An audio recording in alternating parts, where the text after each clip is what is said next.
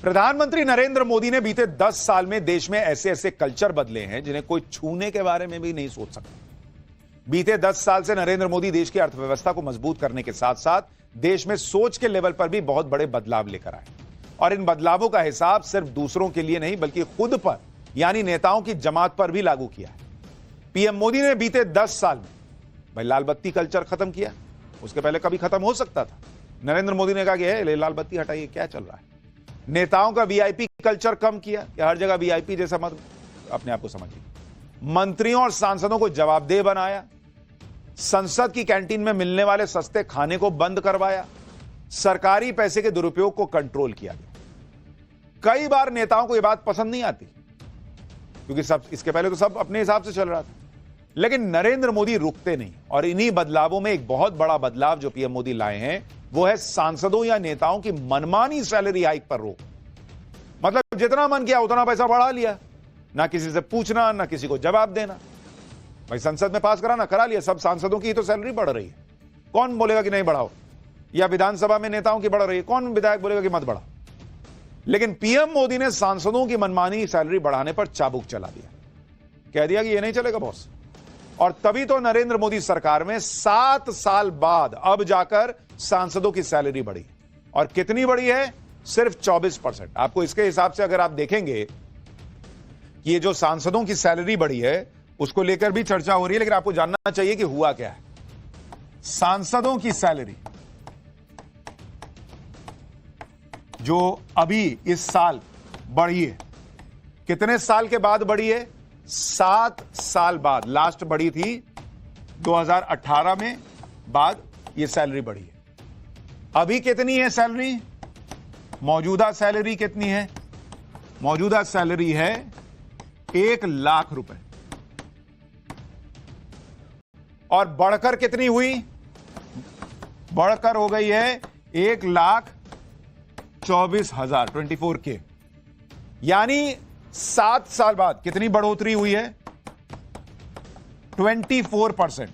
और अगर आप इसका एवरेज निकालिएगा कि सालाना औसत कितना बनता है, 7 साल में चूंकि बढ़ी है, सालाना औसत बनता है 3% से कुछ ज्यादा।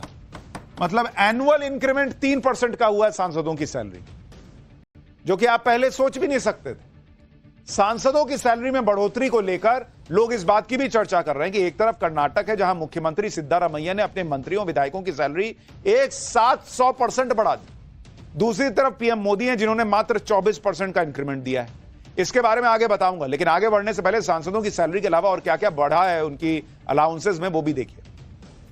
सैलरी के अलावा सांसदों के डेली अलाउंस और पेंशन को भी बढ़ाया गया है। डेली अलाउंस 2,000 रुपए से बढ़ाकर 2,500 रुपए किया गया है। पूर्व सांसदों की पेंशन हर महीने 25,000 रुपए से बढ़ाकर 31,000 रुपए कर दी गई। इसके अलावा 5 साल से ज्यादा समय तक सांसद रहे सदस्यों को एक्स्ट्रा पेंशन भी हर महीने 2,000 रुपए से बढ़ाकर 2,500 रुपए कर दी गई। यह बढ़ोतरी कॉस्ट इन्फ्लेशन इंडेक्स यानी महंगाई को ध्यान में रखते हुए बढ़ाई गई है। यह बढ़ी हुई सैलरी 1 अप्रैल 2023 से लागू होगी। आपको जानकर हैरानी होगी कि साल 2020 में पीएम मोदी ने कोरोना काल के दौरान 1 साल के लिए सांसदों और मंत्रियों की सैलरी में 30% की कटौती भी कर दी थी।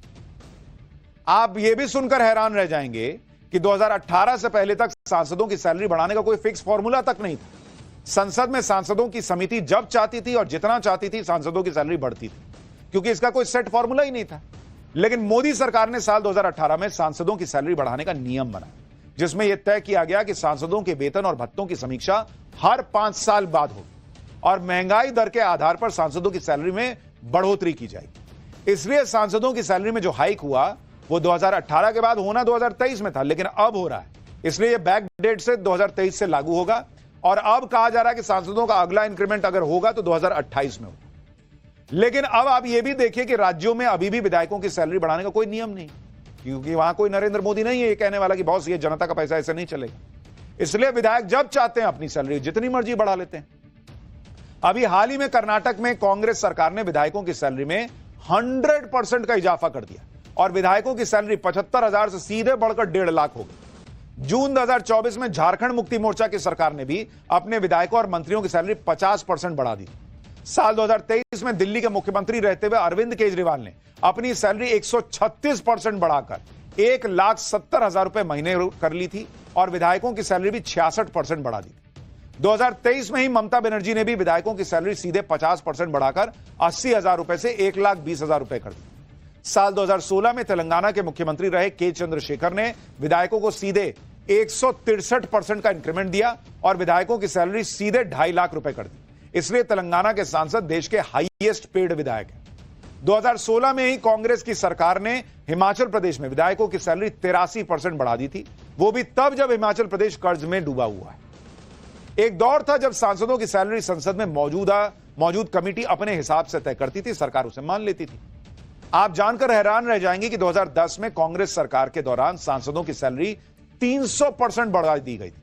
तब सांसदों की सैलरी 16,000 रुपए से सीधे बढ़ाकर 50,000 रुपए कर दी गई थी। इसके अलावा दूसरे भत्ते और सुविधाओं में 100% की बढ़ोतरी की गई थी।